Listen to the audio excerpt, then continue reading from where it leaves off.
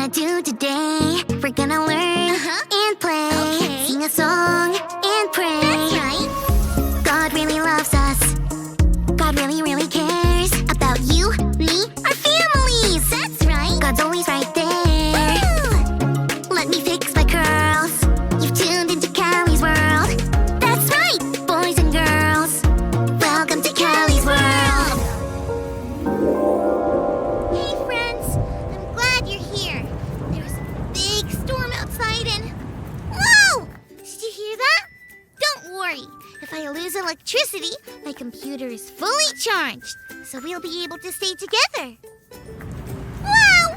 That was a big one! I don't mind storms as long as I'm inside and safe, but the dark is a whole other thing. I don't like it that much. How about you? It's just that some things look different in the dark, and not always in a good way. Sometimes in a confusing way, or even a scary way. Oh no! There goes the power. I thought that might happen, so I brought two things. My glow stick necklace, so that you can see me, and my flashlight. Let's make the best of this, okay, friends? Since it's dark, let's look at some things that are different in the dark. That over there! In the dark, it looks like a giant with moose antlers. What? But when I put the flashlight on it, it's just my coat rack.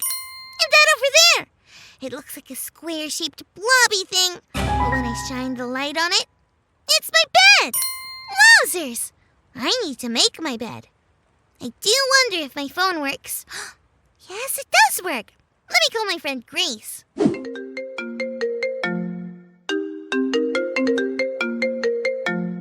Hi, Callie. I just came over to see if you were okay. I know you don't like the dark that much. Thanks, Grace. That's really nice of you. Yeah, we were just talking about looking different in the dark than we do in the light.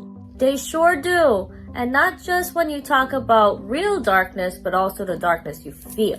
What do you mean? Well, my mom got really sick once. I wasn't sure if she was going to make it. And that felt really dark.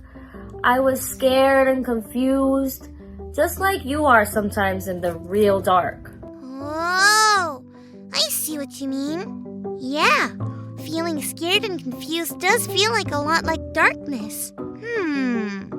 I wonder. What? Well, I have a flashlight for when it's dark. But what about when things feel dark? Is there a flashlight for that? I don't know. How about we keep wondering while we check out today's Bible story?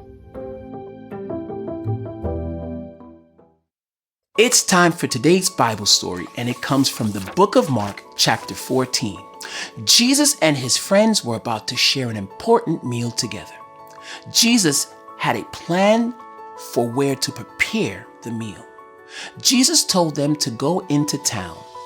There, they would meet someone who would already have a place all ready for them. So, Jesus' friends went into the city, and everything happened just the way Jesus said it would. That evening, Jesus and his friends arrived for the feast. While they were relaxing at the table and eating, Jesus told them that one of them would betray him. Betraying someone was very bad. It's like breaking a promise or turning your back on someone. You see, there were people who didn't think that Jesus was God's son or their savior. They thought Jesus was a liar. They wanted to arrest Jesus, and one of Jesus' own friends would help them do it. Jesus didn't leave them with that thought, though. Jesus gave thanks for the meal and shared with his friends. He took the bread and broke it. He said it was like his body because his body was about to be broken for them. He took the wine and poured it out. He said this was like the blood that will be spilled for them. This all can seem pretty dark. But Jesus was giving them this food as a sign of hope. A sign is something that stands for or makes you think of something else.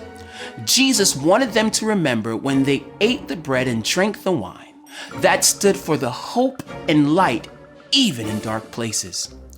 Even though this was one of the darkest times in Jesus' life, Jesus chose to spend that time with his friends, pointing them towards hope and light. When the days up ahead look dark, Jesus can do that for us too. Because Jesus is the light in the darkness. Wowzers! Wowzers! Jesus is like a flashlight for the darkness we can feel. Yeah, I guess he is. That's pretty cool. Actually, that makes sense.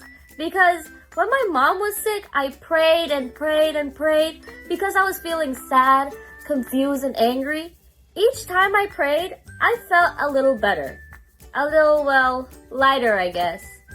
So whenever something feels dark, confusing, scary, I can talk to Jesus and know that Jesus is the light in the darkness. No way! That was too cool! See you soon, Grace. Bye! Thanks for learning and growing with me, friends. See you next time.